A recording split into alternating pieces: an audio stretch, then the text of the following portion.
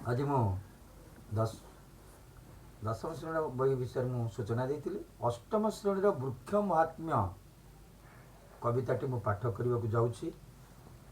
जो वृक्ष महात्म्य कविता कवि होउछंती जगन्नाथ दास। पंचसखा जुगर अन्यतम सुदक्ष बिंधाणी जगन्नाथ दास जो समय कवि थे अच्युतानंद दास, अनंत दास शिशु कवि थे जशवंत दास, बलराम दास जहाँकर सारस्वत कृतिर नमूना हूँ जगमोहन रामायण बा दांडी रामायण। से भली जगन्नाथ दास जहाँकर भागवत पाई ओडिशा आज गृहे गृहे परिचित। से कहुई प्रकृत पक्षे भागवत कही जगन्नाथ दास। तेणु ये हूँ वृक्ष महात्म्य। अवश्य जगन्नाथ दासंकर अनेक सारस्वत कृतिर सार्थक निदर्शन रही। तुला वीणा, अर्थ कोईली, मृगुणी स्तुति, दारु ब्रह्मगीता इत्यादि इत्यादि। ये जो विषय है वृक्ष महात्म्य माने वृक्षर महिमा। कवि बालक श्रीकृष्ण मुखरे वृक्षर महिमा गान करिछंती। कवि कहवाकू चाहते ये वृक्ष अत्यंत उपकारी।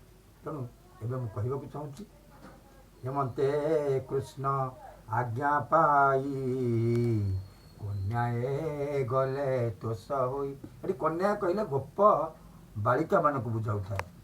समस्ते गोविंद पादरे मन थोई निज निज घर को पलाई गले। से समय कृष्ण तांकर सांग श्रीराम, सुबल, अंशु, विशाल, स्तोक कृष्ण, देवप्रस्थ, अर्जुन प्रभृति गहन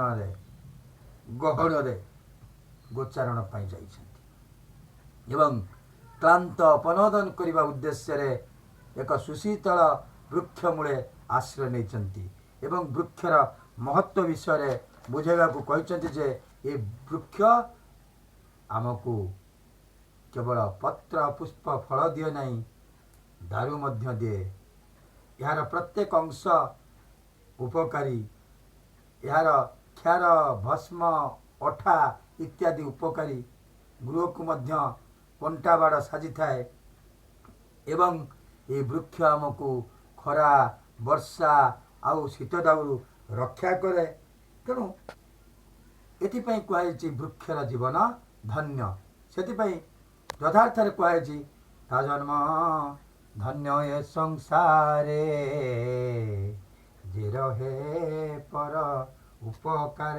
तेणु वृक्षर जीवन धन्य। कौन सी क्षेत्र में अतिथि को से निराश करे नहीं। वृक्ष को सुजन कहुई। से हूँ उदार भल लोक। ये वृक्ष को सुजन भल लोक जमी कहार अनिष्ट चिंता करे नहीं।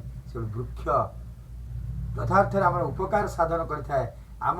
आम ता उपरे अनेक अत्याचार साधन करूँ किंतु वृक्ष आमको दिन राति किछि माने ना उपकार करि चली थाए। वास्तविक वृक्षर जीवन धन्य।